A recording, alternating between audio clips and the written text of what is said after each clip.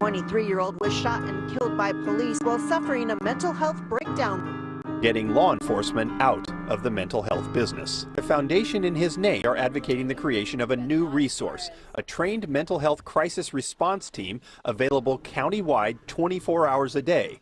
And they stress it should be someone who is called instead of the police. People who are trained to come and take care of our children and take care of our loved ones with compassion and care, not with guns.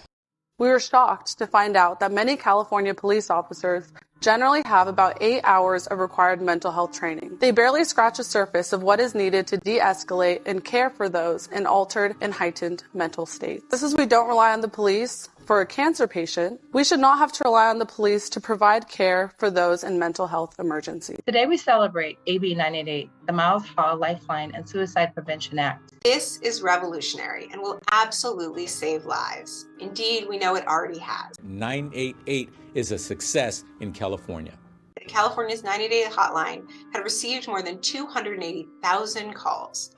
Right now, we're on our way to making the other critical components of the 988 system robust enough to handle California's sprawling and diverse population. Very happy that Contra Costa County has gone down this path to create safe alternatives for someone in a mental health emergency, because it wasn't there when we needed help. Miles Hall was just a bright light. This event was really inspired by Miles to make sure that in his death, he's giving back.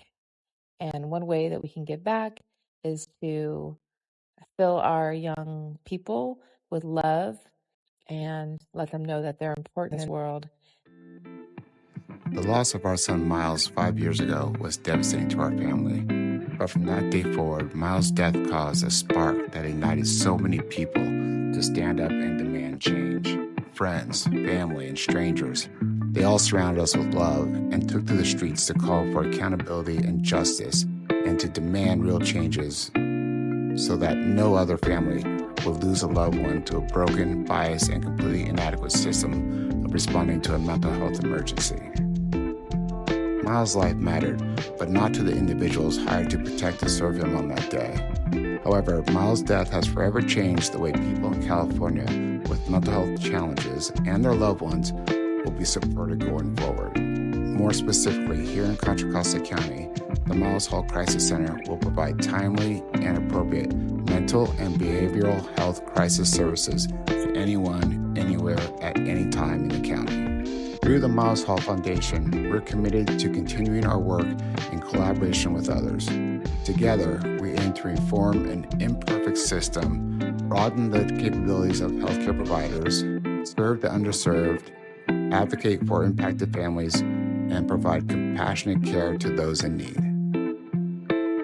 From the bottom of our hearts, thank you. Thank you to everyone who is working alongside the Foundation in our mission to educate, advocate, and prevent further harm to people like our son Miles. We love you, Miles.